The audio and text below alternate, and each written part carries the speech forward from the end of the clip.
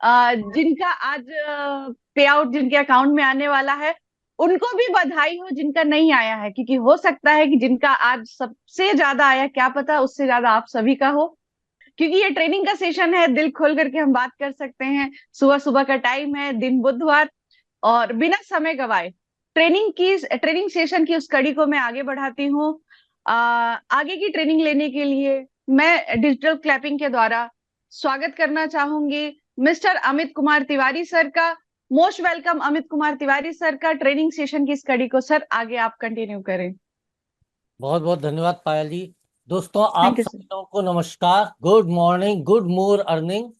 हम लोग लगातार माइंड सेट के ऊपर चर्चा कर रहे हैं। अगर आप लोगों को याद होगा, पिछले बुधवार और पिछले शुक्रवार की मॉर्निंग की ट्रेनिंग में जब आप लोग आए थे, तो हम लोगों ने चर्चा करी थी माइंड सेट के बारे में।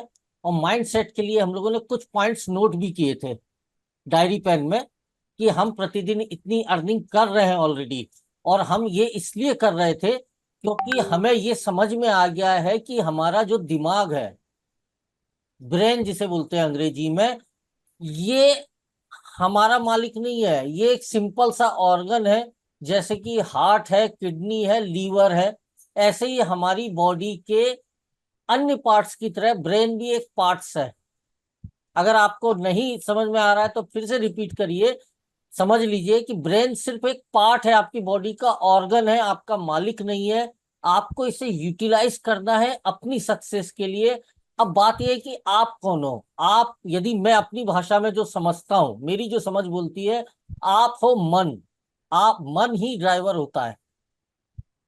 और आपकी जो चाहत है, जो इच्छा है, उसे पूरे करने के लिए आपको अपनी बॉडी पार्ट्स को बेहतर यूटिलाइजेशन करना है। ब्रेन को भरपूर यूटिलाइजेशन करने के लिए उसे दिशा देनी रहती है। जैसे हम गाड़ी चलाते हैं तो हैंडल के माध्यम से हम अपनी कार को स्टेयरिंग के माध्यम से, या मोटरसाइकिल को हैंडल के माध्यम से जिस दिशा में मुड़ना है उस दिशा में मुड़ते हैं, गाड़ी मुड़ने लगती है। ऐसे ही ब्रेन को दिशा देने को, फोकस करने को माइंड सेट बोलते हैं। अभी डेली हजारों तरफ हमारा दिमाग जाता है। अरे यार, वो यूक्रेन में इतने मर गए, इराक में वार होने वाला है, वहां पर बाढ़ आ गई है। ठीक है, इट्स ओके, जाना चाहिए, उसमें कोई बुराई नहीं है। बट क्या मिल रहा है उस डिस्कशन से या उन विचारों से? कुछ ना तो हम उनकी मदद कर पा रहे हैं, क्या हम उन्हें हेल्प के रूप में कुछ भेज पा रहे हैं, या कुछ समथिंग। यही यदि हम फोकस हो जाए अपने कैरियर बिल्डिंग में, तो हो सकता है जरूरतमंदों की हम फाइनेंशियल तो मदद कर पाएंगे। सिर्फ सोचने से तो कुछ होता नहीं है। इसलिए माइंड सेट के इस प्रोसेस को हमने आगे बढ़ाया हुआ है कंटिन्यू अपनी ट्रेनिंग में। इस दरमियान मैंने दो तीन चर्चा करी थी आपसे स्टोरीज की, जो हमारे बिजनेस में बहुत महत्वपूर्ण है। पहली एक स्टोरी थी कि ऐसी क्या वजह है कि नेटवर्क मार्केटिंग बिजनेस प्रणाली, जिसमें कि एडवर्टाइजमेंट ट्रेडिशनल सिस्टम की तरह नहीं किया जाता है, यानी टीवी चैनल पर, न्यूज़पेपर पर आप बड़े बड़े विज्ञापन एमएलएम कंपनी की ग्रोथ, एमएलएम कंपनी के प्रोडक्ट्स के नहीं देखोगे, आयु हब के भी नहीं देखोगे। फिर भी ये कंपनीज, कुछ कंपनीज पिछले 15-20 सालों में हजारों करोड़ की वर्थ हासिल कर लिए हैं। MLM company, direct selling company. तो ऐसा क्यों है? बिना विज्ञापन के कैसे करोड़ों अरबों का बिजनेस टर्नओवर हो जाता है? इसके पीछे की पॉइंट क्या है? एमएलएम बिजनेस की सबसे बड़ी ताकत क्या है? इसके ऊपर एक स्टोरी मैंने शेयर करी थी, टीचर वाली। आप में से कोई इंटरेस्टेड है भविष्य में बहुत जल्दी ट्रेनिंग सेशन को लेने के लिए या मीटिंग को लेने के लिए, तो उसकी प्रैक्टिस के फलस्वरूप, प्रैक्टिस की तरह से आप उस स्टोरी को, यदि आपको रिमेम्बर हो, 1 मिनट में, 2 मिनट में एक्सप्लेन करेंगे तो बड़ा अच्छा रहेगा। आप में से कोई भी एक व्यक्ति जो पहले हाथ उठा दे। और डबल तालियां विजय जी के लिए। हमारे बिजनेस में कितनी ट्रेनिंग अटेंड कर लो, कितनी नॉलेज अटेंड कर लो, कितनी किताबें पढ़ लो, लेकिन यदि लिस्ट नहीं बनाए और प्लान नहीं दिखाए तो सब बेकार। जैसे वो सीढ़ी, वो बर्तन रंग बिरंगा, वो घंटी चिड़िया के लिए बेकार थी क्योंकि उसे खाना नहीं दिया जा रहा था, वो मर गई। इसी तरह आप बिजनेस में मर जाएंगे बहुत जल्दी यदि आप कंटिन्यू लिस्ट बना के लोगों को शो द प्लान नहीं करेंगे। ये सब बेकार हो जाएगी ट्रेनिंग्स वगैरह। ये था उसका मीनिंग। चलिए, बहुत बहुत धन्यवाद, आप लोगों ने कॉपरेट किया। Let's start again together. समय बहुत आगे बढ़ रहा है। बात यह है कि हम सब जीवन में लगभग एक एज को टच कर चुके हैं और हर कोई चाहता है, इवन हमारे फैमिली मेंबर भी चाहते हैं हमारा एक स्टेबल कैरियर हो। कैरियर शब्द, कैरियर कैरियर, ये शब्द जब हम पढ़ाई कर रहे थे तब भी बार बार हमारे दिमाग पे नॉक करता था।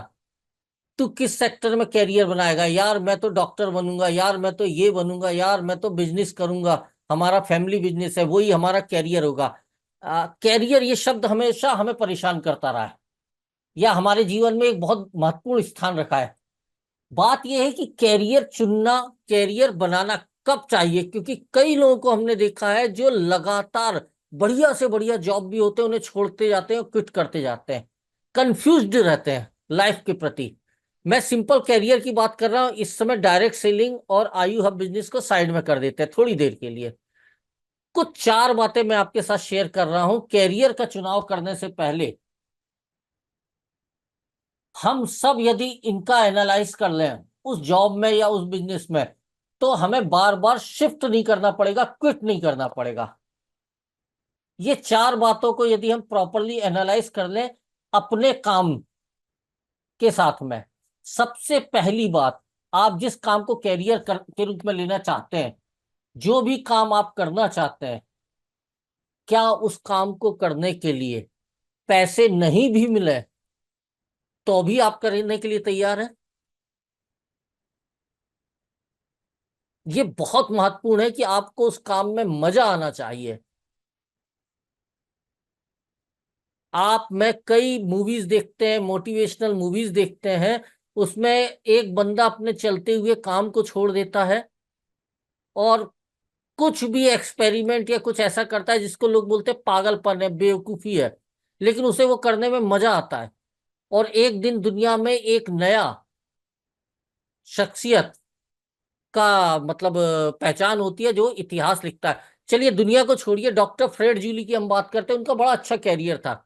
डॉक्टर फ्रेड जूली वो जिन्होंने प्लांट स्टेम सेल की खोज करी थी और जिनकी कंपनी के नाम से प्लांट स्टेम सेल मतलब फाइटो सेल टेक के नाम से ये पेटेंट है यूएस एफडीए में। फाइटो सेल टेक के नाम से डॉक्टर फ्रेड जूली ये भी नेस्ले कंपनी में जॉब करते थे, रिसर्च हेड थे। मतलब आप ये समझ लीजिए फाइनेंशियल इन्हें कोई दिक्कत नहीं रही होगी, मान सम्मान भी अच्छा रहेगा, फिर भी नेस्ले कंपनी में एक दायरे के अंदर उन्हें काम करना पड़ता होगा। मुझे नहीं मालूम क्या था उनकी मानसिक स्थिति। उन्होंने वो कंपनी को छोड़ा, नौकरी को छोड़ा और कुछ सालों तक कंटिन्यू लेबोरेटरी में परीक्षण करते रहे और लगभग अपनी पूरी पूंजी खर्च कर दी। तब जाके उन्होंने प्लांट स्टेम सेल की खोज करी रिसर्च में। उन्हें रिसर्च में बड़ा मजा आता था। अब पैसे बचे नहीं थे तो उन्होंने कमर्शियल प्रोडक्शन के लिए मलेशिया के एक रिचेस्ट पर्सनालिटी से मदद ली कि भैया खोज तो कर लिए है, अब आप मदद करो। आज मतलब आप बोल सकते हो रिचेस्ट में से रिचेस्ट आदमी है वो है डॉक्टर फ्रेड जूली। और एक बहुत पुराना डायलॉग है, मुझे अचानक से याद आ गया, अगर हमारी मुट्ठी में, दोनों हाथों में मूंगफली भरी हुई है तो काजू तो तभी हम उठा पाएंगे जमीन में पड़े हुए जब हम अपने हाथों को मूंगफली से खाली करेंगे। और हो सकता है उस पीरियड में हमें ऐसा लगे कि हम भूखे मर जाएंगे, यार हाथ में जो है वो भी निकल जाएगा। बट बिगेस्ट अचीवमेंट के लिए जरूरी है कि हम कुछ दिनों तक भूखे रहने के लिए भी तैयार रहें, मतलब रिस्क भी लेना पड़ता है। तो क्या आपको पैसा नहीं मिले तो भी वो आपको काम करेंगे दोस्तों, उसी में आपका कैरियर बिल्डिंग हो सकता है। बाकी तो सब एक तरह से नौकरी है, हमने जॉब किया पैसे मिले, जय राम जी की।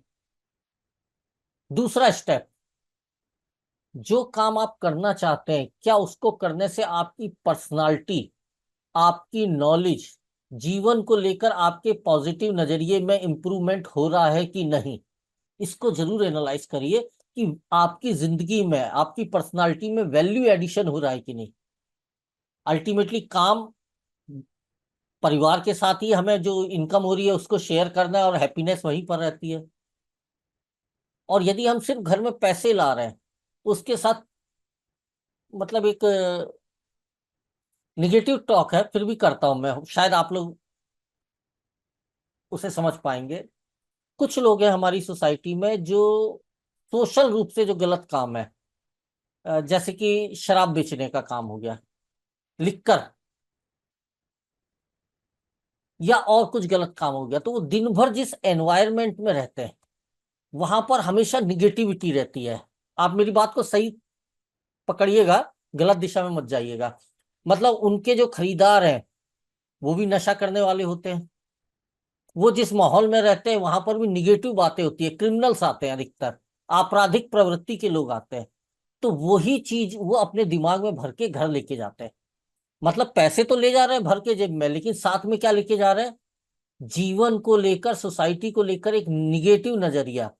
क्या उनकी पर्सनालिटी और नॉलेज में कोई इंप्रूवमेंट होता है उस शॉप पर, लिखकर शॉप में बैठे बैठे? पैसे बहुत भले ही आते हैं। मेरा ऐसा मानना है, हो सकता है मैं गलत भी हूं, शायद वो पैसे उनकी जिंदगी को, बरकत उनके परिवार को खुशियों से ज्यादा, मतलब भविष्य के लिए कभी भी कुछ हो सकता है, तबाही भी ला के देते, क्योंकि सोच में गलत चीजें आती हैं।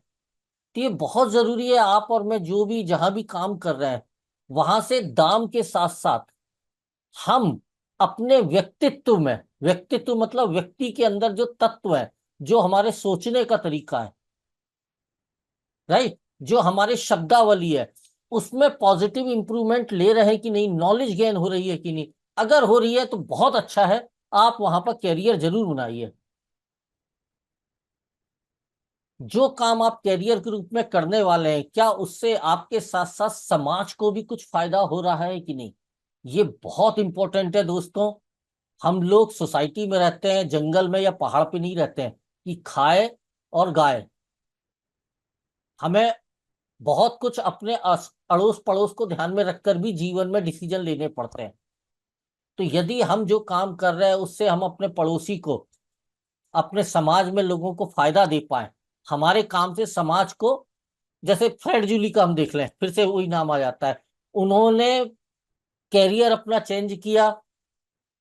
आज प्लांट स्टेम सेल से सोसाइटी में, पूरी दुनिया में कितने लोगों को फायदा हो रहा है, हेल्थ के इशू बहुत कम खर्चे में, किस तरह से करोड़ों अरबों लोग हेल्थ इशू को सॉल्व कर रहे हैं।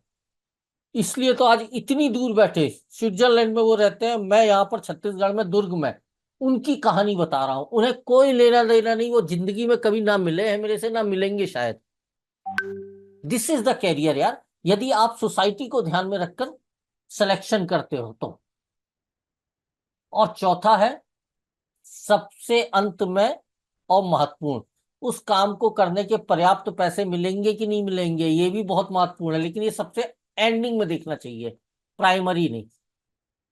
तो इन चारों पॉइंट्स को आप लोग जरूर एनालाइज करिए और फिर अपने कैरियर का डिसीजन लीजिए। मैं एनालाइज नहीं करूंगा आयु हब बिजनेस से, वो आप सेल्फ में एनालिसिस करिएगा। और यदि इस सब एनालिसिस पर आयु हब बिजनेस खरा उतरता है, और चूंकि हम ऑलरेडी इसमें पार्टिसिपेट कर चुके हैं, तो दोस्तों एक्साइटमेंट और जोश आना तो बनता है, नहीं बनता है? भाई, जो हमें खुद नहीं पता था हम क्या खोज रहे हैं और क्या हमारे जीवन को, हमारे भविष्य को सुखमय और समृद्ध कर पाएगा, वो हमें मिल जाए, तो खुशियां और एक्साइटमेंट तो आएगा ही ना जीवन में। अगर नहीं आया है अभी भी, तो मुझे नहीं लगता है आपकी खोज पूरी हुई है। खोज पूरी होना मतलब खुशियां और एक्साइटमेंट तो आना ही है। और एक्साइटमेंट अंदर नहीं होता है, एक्साइटमेंट बाहर दिखता है, चेहरे से दिखता है, आवाज से दिखता है, एक्सप्रेशन से दिखता है। एम आई राइट?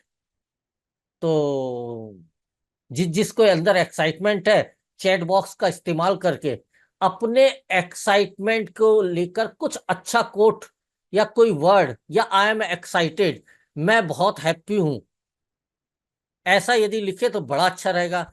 एक्साइटमेंट को होल्ड मत करिए, इसे शेयर करिए।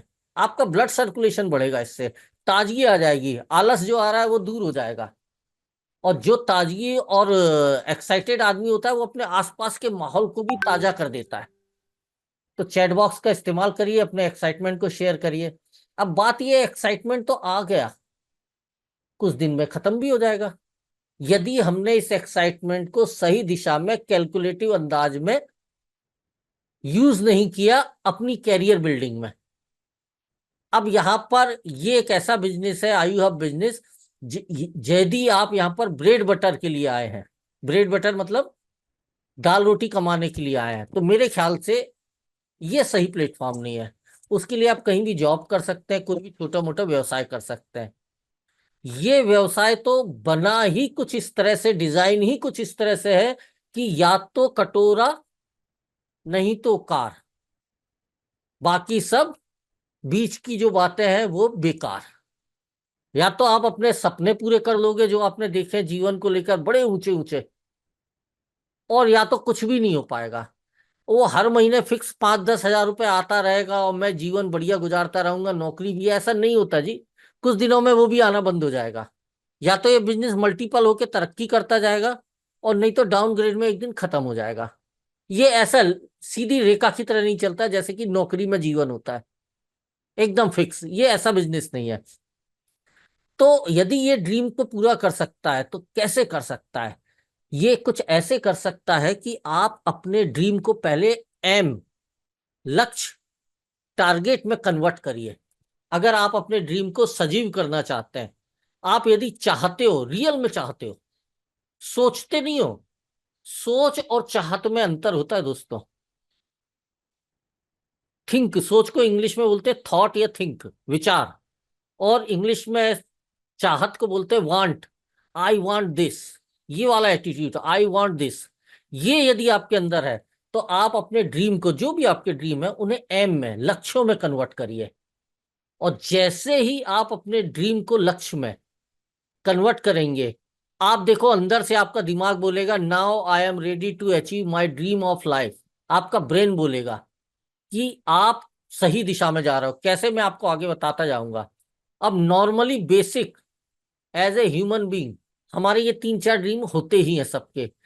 Strong bank balance, luxury car, आरामदेह मकान बहुत बढ़िया सोसाइटी में, और जब इच्छा हो परिवार के साथ यात्रा करते समय हमें बजट देखने की जरूरत ना पड़े, दुनिया घूमने का मौका मिले। ये एक चौमन 4 कॉमन मेरे ख्याल से टारगेट्स होते हैं, जो मोटा मोटा सब में होते हैं। ये सपने भी होते हैं, ये सब में पाए जाते हैं। तो इनको आप अपना लक्ष्य बनाइए। कैसे बनाओगे, कैसे कन्वर्ट करोगे, उसमें मैं आपकी मदद कर रहा हूं। सबसे पहले आप ये स्लाइड देखिए, ड्रीम, लक्ष्य, question mark. A dream is something that you get in sleep. सपने वो होते हैं जो आप कभी कभार सोते समय देखते हो। Aim is something that does not let you sleep. और लक्ष्य वो होता है जो आपको सोने नहीं देता है। आपने क्या किया है, अपने सपनों को लक्ष्यों में कन्वर्ट कर दिया है। मतलब अब सोने का नहीं है। अब सिर्फ अपने टारगेट को अचीव करने का है, एक्शन का समय है। ड्रीम और लक्ष्य में कुछ और अंतर है, इसको मैं बहुत लंबा आज लेके चल रहा हूं क्योंकि ये बहुत जरूरी है। आप, यदि एक्साइटमेंट आ गया है तो अपने सपनों को लक्ष्यों में कन्वर्ट करें। लेफ्ट में देखिए, सपना, ड्रीम, सपने देखे जाते हैं, एम, लक्ष्य हासिल किए जाते हैं। एग्री? तो यदि आप जो सपने देखे उन्हें हासिल करना चाहते हो तो आपको उन्हें लक्ष्य में, एम में कन्वर्ट करना पड़ेगा। एक सपना, एक आशा या आकांक्षा या कुछ ऐसा है जिसे आप चाहते हो और इसके लिए किसी प्रयास की आवश्यकता नहीं होती। अरे यार, सपने देखने के लिए कौन सी मेहनत करनी है, वो तो बस सोना है, दिखने लगेंगे। लक्ष्य या उद्देश्य की एक दिशा होती है, फोकस, माइंडसेट जो मैं बोल रहा था, और इसके लिए प्रयास करने, एक्शन की जरूरत होती है। सपना चांद पर पहुंचने का है, और लक्ष्य कभी चांद पे पहुंचने का नहीं होता है। लक्ष्य होता है एस्ट्रोनॉट बनने का, अंतरिक्ष का यात्री या रॉकेटियर बनना। लक्ष्य में कभी भी चांद पे पहुंचना लक्ष्य नहीं होता है। लक्ष्य आप क्या बनाओगे कि यार मुझे एस्ट्रोनॉट बनना है। देखो कितना अंतर है ड्रीम और लक्ष्य में। लक्ष्य में क्लियरिटी है, हमें क्या एक्शन लेना है, उसके लिए हमें क्या प्रयास करने होंगे, सब कुछ क्लियर होता है। इसलिए हम यदि एक्साइटेड हैं तो तुरंत के तुरंत अपने ड्रीम्स को अपने लक्ष्यों में कन्वर्ट करें। सपना रात में आता है और लक्ष्य आपको दिन में कड़ी मेहनत कराता है। इसलिए कहा जाता है कि जो आपके एम है, आप मॉर्निंग में उठ के जो सबसे पहले दीवार देखते हो, आपके बेड के सामने वाली फ्रंट वाली दीवार, उस पर आप अपने सपनों को जब इमेज के रूप में, चित्र के रूप में चिपका देंगे, तो जैसे ही सो के उठ के देखेंगे आप, आपको क्या दिखेगा? आपका ड्रीम। और चूंकि वो सामने दिख रहा है तो ड्रीम कन्वर्ट हो जाएगा लक्ष्य में, कि मुझे पूरे दिन किसके लिए काम करना है? इस कार को, इस मोटरसाइकिल को, इस लैपटॉप को, या इस मकान को खरीदने के लिए मुझे मेहनत करना है। यानी आपने जैसे ही अपने बेडरूम में बेड के फ्रंट की दीवार पर इमेज लगाई, आपका ड्रीम जो है वो आपके लक्ष्य में कन्वर्ट हो गया। और पूरे दिन वो आपसे मेहनत कराएगा, आपके दिमाग में नॉक करेगा कि मुझे कड़ी मेहनत करनी है, शांत नहीं बैठना है, फालतू टाइम वेस्ट नहीं करना है, क्योंकि दिमाग में लक्ष्य है। सपना शक्तिशाली बनने का होता है। सपने में सुपरमैन भी बन सकते हो, हीमैन भी बन सकते हो। और लक्ष्य जो है वो प्रशासक, विधायक या एक बिजनेसमैन बनने का होता है, कि मुझे यदि अपने परिवार को विदेश यात्रा पर लेके जाना है तो मुझे सक्सेसफुल बिजनेसमैन बनना पड़ेगा, तब तो नॉट कमाऊंगा और तब तो विदेश घूमने जाऊंगा। सिर्फ शक्तिशाली बनने से क्या आपको कुछ समझ में आ रहा है क्या? मैं तो कई पहलवानों को देखा हूँ, वो बोरियां उठाते हैं जी। आप देखना वो एफसीआई वगैरह के गोदाम में, वो जो अनाज की बोरियां लादते हैं ट्रक में या उतारते हैं, अच्छे पहलवान होते हैं। तो शक्तिशाली बनने से थोड़ी लक्ष्य पूरे होते हैं यार। और शक्तिशाली का कोई मीनिंग समझ में नहीं आता है। एम में, लक्ष्य में क्लियर होता है कि मैं कलेक्टर बनूंगा। कलेक्टर के पास बहुत ज्यादा प्रशासनिक पावर होती है। मैं बड़ा सक्सेसफुल पॉलिटिशियन बनूंगा। मैं एक सक्सेसफुल बिजनेसमैन बनूंगा, जिससे मेरे ड्रीम क्लियर हो जाएंगे। क्लियरिटी है, राइट? तो आप अपने कैरियर का भी लक्ष्य में कन्वर्ट करिए, ड्रीम में नहीं। मतलब आप यदि सक्सेसफुल नेटवर्कर बनना चाहते हैं, नेटवर्क मार्केटिंग में सक्सेसफुल होना चाहते हैं, आयु हब बिजनेस में सक्सेसफुल होना चाहते हैं, तो आप स्टेज पर 3,000 लोगों के सामने खड़े होकर अपनी सक्सेस स्टोरी सुना रहे हो, उसको आप अपना लक्ष्य बनाइए। और आज से आप उस सक्सेस स्टोरी को लिखना शुरू करिए, अपनी कहानी लिखना शुरू करिए। लिखते लिखते आपको 1-2 साल लग जाएगा पक्का, और आप देखोगे उसमें से आधी चीजें आप अचीव भी कर लिए। कि मैं आज से 10 साल पहले मेरे जीवन में ये घटनाएं घटी, जिन घटनाओं की वजह से मैं जीवन में ये चाहत मेरे अंदर पैदा हुई। इत्तेफाक से एक दिन मुझे विजय जी, पायल मैम या राज या कोई भी मिला रास्ते में, उन्होंने मुझे ऐसे ऐसे बताया इसके बारे में। पहले तो मुझे विश्वास नहीं हुआ। ये आप मेरे पॉइंट को पकड़ रहे हो? आप अपने जीवन को एक सार्थकता देना है, एक सक्सेसफुल अगर आयु हब बिजनेस या नेटवर्कर बनना है, तो आपको अपनी स्टोरी की आज से प्रिपरेशन करनी पड़ेगी। वो आपका लक्ष्य बन जाएगा, और आप देखना आज से 2 साल, 3 साल बाद, 4 साल बाद, जितनी आप मेहनत करोगे उसके हिसाब से समय पर आप सच में एक स्टेज पर खड़े हो, 3,000 लोग पिन ड्रॉप साइलेंस में तैयार बैठे हैं। अब आप बोलोगे और ऐसा कुछ बोलोगे जिससे उन्हें भविष्य में आगे बढ़ने के लिए प्रेरणा या मोटिवेशन मिलेगा। पैसे का सोचने की जरूरत नहीं, विदेश यात्रा का सोचने की जरूरत नहीं, कार को सोचने की जरूरत नहीं, मकान को सोचने की जरूरत नहीं, बैंक बैलेंस को जो सोचने की जरूरत नहीं। क्योंकि वो 3,000 लोग आपके उन मोटिवेशनल वर्ड्स के आधार पर रेगुलर मेहनत करेंगे, और हर हफ्ते आपके अकाउंट में 1 लाख 2 लाख रुपए ऑटोमेटिक डिपॉजिट होते जाएंगे। ये है आयु हब बिजनेस में आपका एक सक्सेसफुल बिजनेसमैन बनने का जो मैं एक लक्ष्य खींच पा रहा हूं। ऐसा कुछ होगा तब आप सक्सेसफुल कहलाओगे। तो इसकी आप कागज में, इमेज में क्रिएशन करना शुरू करो। जैसे मकान बनाते हैं ना, तो पहले नक्शा बनाते हैं। बिल्कुल आप अपनी सफलता का नक्शा, अपनी स्टोरी को लिखना शुरू करिए। आप देखिए कैसे जादू नहीं होगा। ये मैं आपको तरीके बता रहा हूँ, ड्रीम को आप कैसे लक्ष्य में कन्वर्ट कर सकते हो। शब्द तो समझ में आ जाते हैं, लेकिन लोग उसे कन्वर्ट करने की टेक्निक नहीं समझ पाते। तो मैं एक प्रयास कर रहा हूं कि किस तरह से आप अपने ड्रीम को अपने लक्ष्यों में, टारगेट्स में कन्वर्ट कर सकते हो, इस सब एक्शन को करके। और इसके लिए आपको कहीं जाना नहीं है, घर में ही करना है ये सब। बहुत सिंपल है, कोई नहीं देखने वाला, किसी तरह का मजाक नहीं उड़ने वाला है। शुरुआत तो करो दोस्तों, क्या गजब इसके रिजल्ट मिलेंगे, आप बिलीव करो। यही सब कुछ है जो मैं आपको बता रहा हूं। Mindset, it is everything. लेकिन करना आपको पड़ेगा। आपके अपलाइन के करने से उसको फायदा मिलेगा, आपको मिलेगा, इस बात की कोई गारंटी नहीं है। सपने एक ऐसी चीज है जिसके बारे में आप बस सोच सकते हो। लक्ष्य एक ऐसी चीज है जिस पर आप काम कर रहे हैं। राइट, मैंने बोला ना, इमेज लगाओ, कहानी लिखो। सपने मुफ्त है, लक्ष्य की कीमत होती है। सपने तो फ्री में आ जाते हैं, कोई भी सपना देख सकता है, कैसा भी सपना देख सकता है। लेकिन जब आप टारगेट बनाते हो तब आपको मालूम है लिखते समय कि इसके अगेंस्ट में मुझे इतनी कीमत चुकानी पड़ेगी। कई बार घर में सब्जी नहीं आएगी, गाली पड़ेगी, फिर भी मुझे प्राथमिकता अपने लक्ष्य को अचीव करने के लिए फील्ड को देनी पड़ेगी। कुछ समय तक घर की गाली भी सुननी पड़ेगी। ये आपको मालूम है। एक काम करोगे तो दूसरा काम छूट जाएगा। और इस पर मुझे शिव खेड़ा जी की एक लाइन याद आ रही है। उन्होंने अपनी किताब में लिखा हुआ है, जीत आपकी, जिसको मैंने पिछली बार रिकमेंड किया था, एटीट्यूड वाली।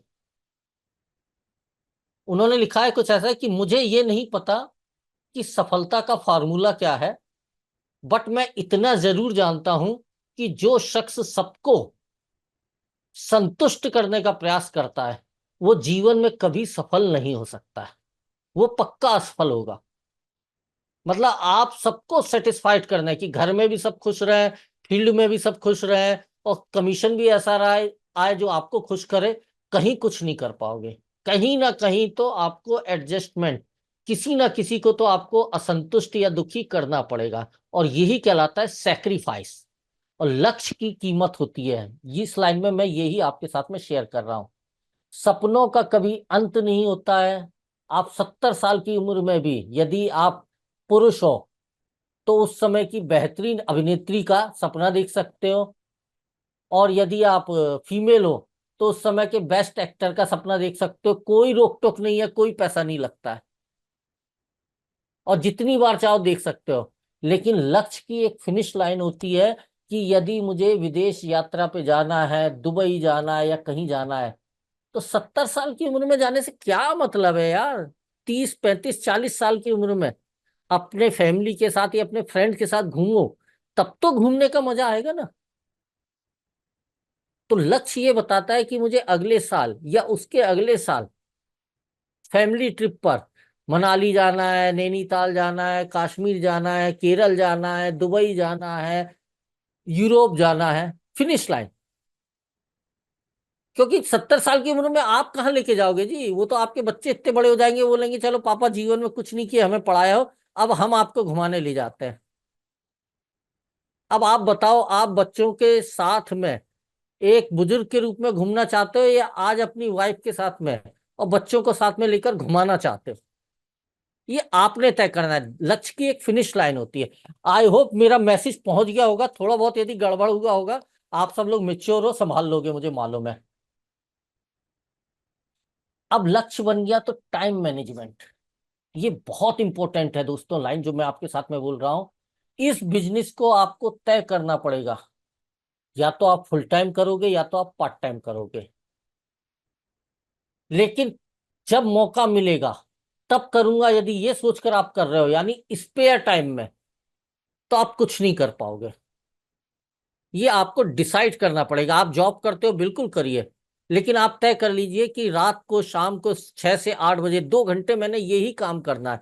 लोगों से फोन पे बात करनी है, अपलाइन से रिपोर्टिंग टॉक करना है, या किसी नए शख्स से या अपनी टीम के पुराने मेंबर से जाकर फिजिकल मिलना है। और मैं इस पे कई बार एग्जांपल दिया हूं, फिर से रिपीट कर रहा हूं। जैसे मनोज जी हैं, वो जिम चलाते हैं, हमारे साथ में है। विद्यानंद जी हैं, उन्होंने भी अभी अभी जिम ओपन किया है। यदि कोई हफ्ते में एक बार, महीने में एक बार जिम में आए, जिम मतलब व्यायामशाला, और वहां पर 4 घंटा कस के एक्सरसाइज करे, रगड़ के एक्सरसाइज करे, क्या होगा मनोज जी? है क्या फिटनेस ट्रेनर? यस है। जी सर। अगर हफ्ते में एक बार कोई आपका स्टूडेंट आए और 4 घंटे डंबल और जी बेंच मारे, उसकी जी बॉडी बनेगी या क्या होगा? सर, बॉडी नहीं बनेगा, हॉस्पिटल पहुंच जाएगा वो। हॉस्पिटल पहुंच जाएगा। क्यों? जी क्योंकि स्पेयर टाइम में कर रहा है वो। तो उसके निगेटिव जी परिणाम ही मिलेंगे, पॉजिटिव। इसी तरह ये बिजनेस भी आपसे बोलता है आप पार्ट टाइम करिए लेकिन रेगुलर करिए, कम करिए लेकिन रेगुलर करिए, गैप मत करिए। और फुल टाइम करें तो बहुत अच्छी बात है, लेकिन ब्रेड बटर के लिए मत करिए कि इससे मुझे घर चलाना है, आटा लाना है। अगर आपके पेरेंट्स या घर में फाइनेंशियल स्थिति सही है, कोई ना कोई अर्न कर रहा है, तो आप उनसे बोलिए भैया 2 साल आप सहयोग करो, बाकी पूरी पूरी जिंदगी मैं करूंगा। Got it? और सुबह से निकल जाइए, 8 घंटे में कम से कम 4 लोगों से मुलाकात हो सकती है, 4 प्लान हो सकते हैं, सीनियर के माध्यम से या खुद। और फिर देखो जादू इस बिजनेस का, क्या टीम डेवलप होती है और क्या फिर पैसे बरसते हैं। तो फुल टाइम या पार्ट टाइम, स्पेयर टाइम में बिजनेस नहीं चलता है दोस्तों। Do not use brain. मैं normally ESBI, employees self employed business owner और इन्वेस्टर, रॉबर्ट टी साकी की किताब है रिच डैड पुअर डैड, उसमें इसे एक्सप्लेन किया गया है। उसको लोगों से, नए लोगों से जब डिस्कस करता हूं अपने बिजनेस की, तो उसको बेस बनाता हूं। तो जो शुरुआती दौर में, प्राइमरी दौर में इस बिजनेस में आए हैं, जिन्होंने कभी इस तरह का कोई बिजनेस नहीं किया हुआ है, सेल्स का, मार्केटिंग का या मल्टी लेवल मार्केटिंग का, उनको मेरी एक सलाह है कि शुरुआती दौर में आप अपने सक्सेसफुल अपलाइन के गाइडेंस के हिसाब से इस बिजनेस को करिए। ज्यादा अपना उसमें एक्सपेरिमेंट मत करिए कि यार क्या जरूरत है लिस्ट बनाने की, यार मोबाइल पे तो सबके नाम मिल जाते हैं लिस्ट में, कॉन्टेक्ट लिस्ट में बनी जाते हैं। प्लीज प्लीज प्लीज, कागज पेन पर जो बनता है वही लिस्ट होती है। और ये पूरा का पूरा जो बिजनेस है, ये बिजनेस डुप्लीकेशन का बिजनेस है। आज यदि आपने सिस्टम को तोड़ा, जहां आप नौकरी करते हो वहां पर, तो वहां 2 मिनट में किक मार के आपको फायर कर दिया जाएगा। यहां कोई आपके साथ ऐसा व्यवहार नहीं कर सकता है, लेकिन आप खुद रिजल्ट नहीं मिलने की वजह से कुछ समय के बाद इस सिस्टम, इस प्लेटफॉर्म से अपने आप को अलग महसूस करने लगोगे। तो शुरुआती दौर में आपको हर एक्शन सिस्टमेटिक ढंग से करना है।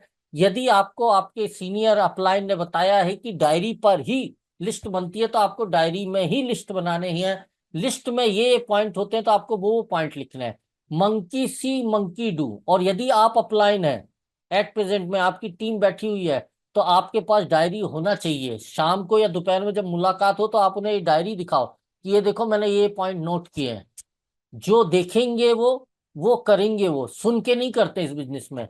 आपने जो ज्ञान दिया, प्रवचन दिया, आप बोलो कि उन्होंने सुन लिया और मान लिया, ऐसा नहीं होता है। वो जो करते हुए आपको देखेंगे, वो वही कॉपी करेंगे। एम आई राइट? तो ये बहुत जरूरी है हम शुरुआती दौर में बिल्कुल सिस्टमेटिक ढंग से इस काम को करें। सोचे नहीं अरे यार छोड़ो ना यार, ऐसा वैसा, जो है सो है। आप देखो उसके बहुत बढ़िया रिजल्ट आपको लॉन्ग टर्म में मिलेंगे। लिस्ट की मैं बात कर रहा हूं, ये एक डायरी पे बनाना बहुत जरूरी है। Let's invite someone today, LIST। और दोस्तों, जैसा कि वो चिड़िया वाली कहानी में हमने डिस्कस किया था कि खूब ट्रेनिंग अटेंड कर रहे हैं, खूब बुक पढ़ रहे हैं, लेकिन किसी लिस्ट भी नहीं बना रहे हैं और शो द प्लान नहीं कर रहे हैं, चिड़िया मर जाएगी। ऐसे ही ये व्यवसाय आपके लिए, या आप इस व्यवसाय के लिए नोवेयर, खत्म हो जाएंगे।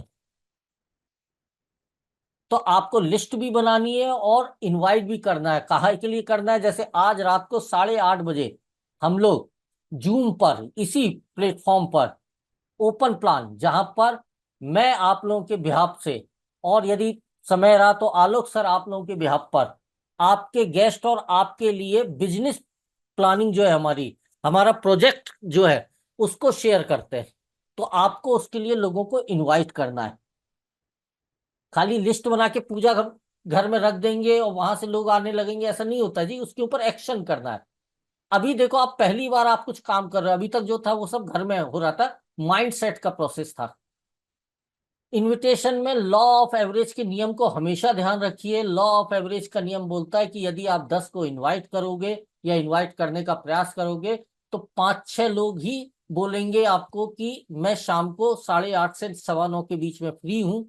और यदि आप 7 बजे उन 5-6 लोगों को फिर से कॉल करोगे, रिमाइंडर कॉल करोगे, तो उसमें से 2-3 लोग तो ये बोल देंगे कि यार अचानक काम आ गया, या ऑफिस से अभी तक घर नहीं आ पाया हूँ, या फैमिली को लेकर मार्केट में आ गया हूँ। सिर्फ 2-3 लोग ही बोलेंगे कि हाँ मैं फ्री हूँ, 8:30 पे अपन मीटिंग में मिलते हैं।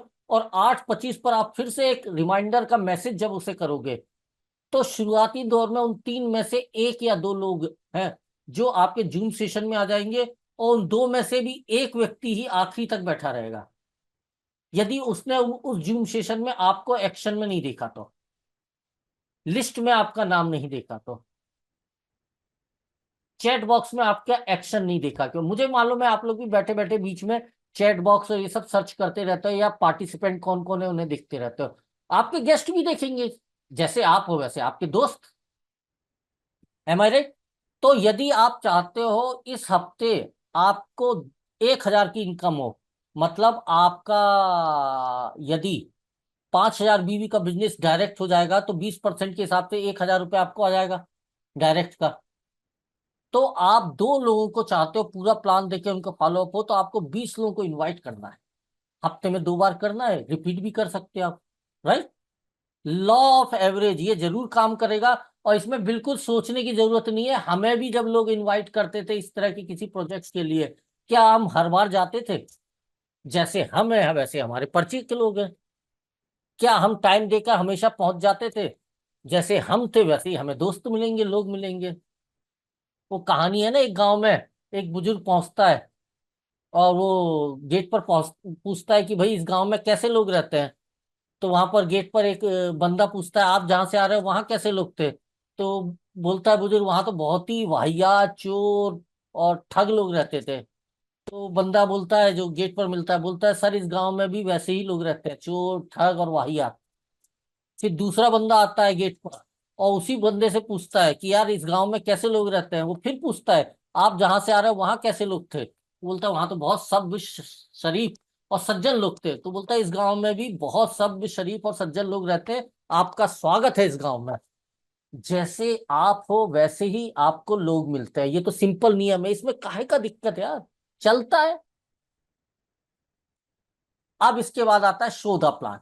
प्रेजेंटेशन के दरमियान आपको चैट बॉक्स वगैरह में एक्शन रहना है। जैसे ही आपका गेस्ट आ जाए, आपका दोस्त आ जाए, आपने चैट में उसका वेलकम करना है, नाम के साथ में करना है। अब आती है बात क्वालिटी और क्वांटिटी पर। दोस्तों ध्यान देना, इस हम में से हर कोई प्रयास करता है बेस्ट इंफॉर्मेशन, प्रोडक्ट की बेस्ट नॉलेज हम अपने गेस्ट तक पहुंचाए, अपने प्रोस्पेक्ट तक पहुंचाए, अपने भविष्य के डायमंड तक पहुंचाए। लेकिन पता नहीं क्या है, ये बिजनेस जो है ये क्वालिटी से ज्यादा क्वांटिटी पर आपकी सक्सेस तय करता है। मैंने कई बार कई लोगों के साथ पर्सनल अपना एक्सपीरियंस बता रहा हूं, 4-4 5-5 घंटे गुजारे यार, उनके हर सवाल के एकदम सेटिस्फैक्ट्री सबूत के साथ, डॉक्यूमेंट के साथ रिप्लाई किए, उसके बावजूद वो ज्वाइन नहीं हुए। और कुछ लोग फोन पर मैंने बात किया, आज तक भी नहीं मिला उनसे जिंदगी में। फोन पर ही मैंने उन्हें पीडीएफ भेज दिया। फोन पर आप कितनी देर बात करोगे? आधा घंटा, 30-40 मिनट। और वो बड़े सक्सेसफुली इस बिजनेस को कर रहे हैं। मतलब जिसको करना होता है वो कर लेता है, और जिसको नहीं करना होता आप कितने ही बेस्ट उसे दे दो, कोई फर्क नहीं पड़ता। अब आप एक आदमी के पीछे 4 घंटा बर्बाद कर रहे हो, उस 4 घंटे में यदि आप 4 लोगों को टच करो तो रिजल्ट की संभावनाएं बढ़ जाती हैं। तो मेरा ऐसा मानना है, आप लोग इस चीज को फॉलो करिए। ये बिजनेस प्रणाली क्वालिटी से ज्यादा क्वांटिटी पर आपको रिजल्ट देगी। ऐसा नहीं क्वालिटी जरूरी नहीं है, वो भी जरूरी है, लेकिन पीछे ही पड़ गए एकदम। मतलब ठान लिया कि ये नहीं आया तो मैं भी इस बिजनेस को छोड़ दूंगा। ये कौन सी बात हुई यार, इसे तो लाना ही है, ये कौन सी बात हुई भाई? कोई और कैसे आपके जीवन के लक्ष्यों और ड्रीम को तय कर सकता है? वो तो आप तय करोगे ना। पूरे होंगे या नहीं होंगे ये तो आपके हाथ में, किसी और के हाथ में कैसे आप दे सकते हो? तो मेरा एक एडवाइस है आप लोगों को कि ज्यादा समय एक पे बर्बाद करने की जगह उस समय को ज्यादा लोगों तक पहुंचने में यूटिलाइज करें। और जिसको आना होगा, सच बता रहा हूं, वो आपके एक पीडीएफ को देखकर भी ज्वाइन कर जाएगा कि यार ये देखा था आपका यूट्यूब पर, फेसबुक पर पड़ा हुआ था पोस्टर, इसके बारे में बताइए, और ज्वाइनिंग ले लेगा। और जिसको नहीं करना, सर पटक लो, सुन लेगा, तारीफ करेगा, लेकिन पार्टनर नहीं बनेगा। मैं सही बोल रहा हूँ ना दोस्तों? आप लोगों में से भी बहुत लोग सीनियर हैं, आप लोगों ने भी एक्सपीरियंस किया होगा। यदि सहमत है तो चैट बॉक्स पे यस लिखिए।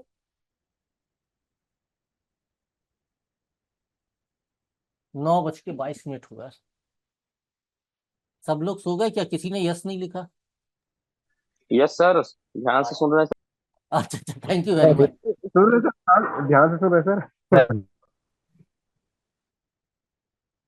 तो क्वालिटी की जगह क्वांटिटी, ऐसा मेरा मानना है। उसके बाद फॉलोअप, ये बहुत मस्ट है, क्योंकि रिजल्ट फॉलोअप में मिलते हैं। और एक सिंपल है, आफ्टर द प्रेजेंटेशन एक सिंपल क्वेश्चन पूछिए, क्योंकि आप जूम पर दिखा रहे हो, पर्सनल नहीं दिखा रहे हो।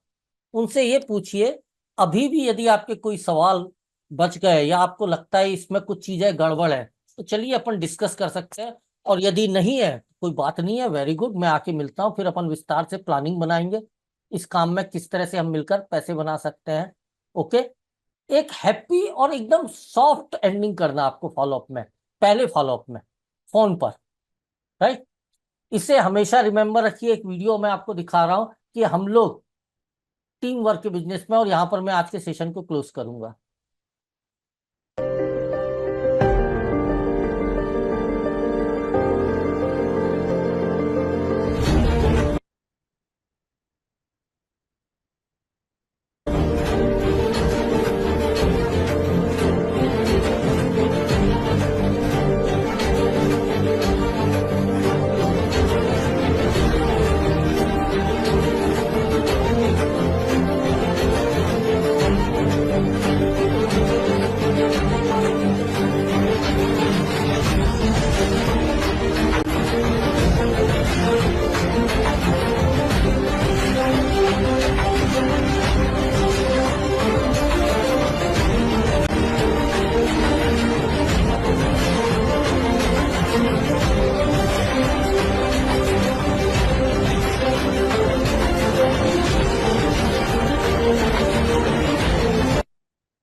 दोस्तों, आपने देखा टीम वर्क से सितारे भी तोड़े जा सकते हैं। तो हमेशा याद रखें,